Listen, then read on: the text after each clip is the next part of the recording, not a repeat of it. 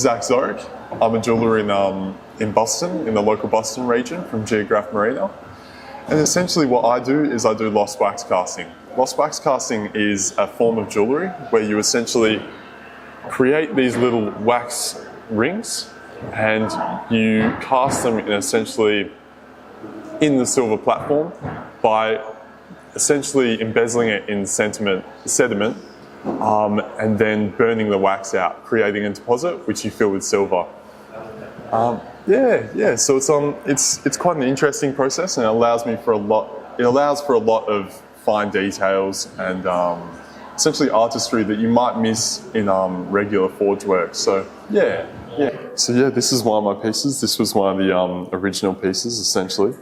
When I first created Oubliette Treasures, I had this image in my mind of chain hair, like a face with chain hair. And so this is essentially one of the more prominent pieces and one of the more popular pieces. Essentially has a nose connecting to the forehead through a crucifix and chain hair to represent her real hair. And yeah, I think it's a real staple piece of my business, and it's become quite popular recently. So yeah, of course.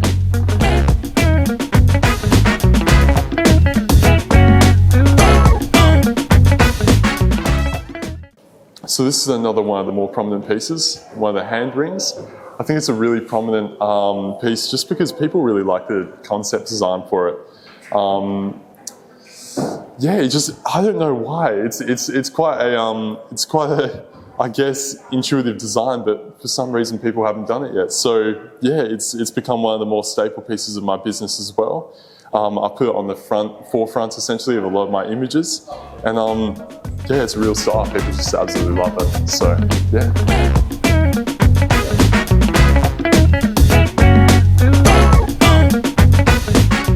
This is a more brutal recent piece I've created.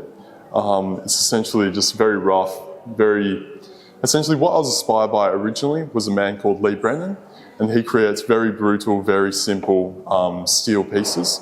This one's silver, but essentially it's very dark and brutal on the outside, but it has just a line of pure polished silver on the inside. People have really been receiving that well as well. So yeah.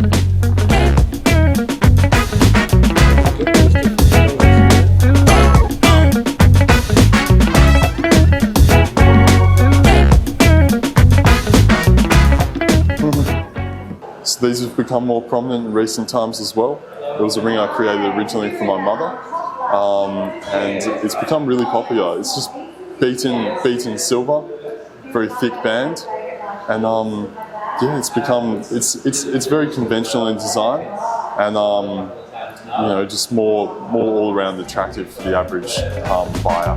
So yeah.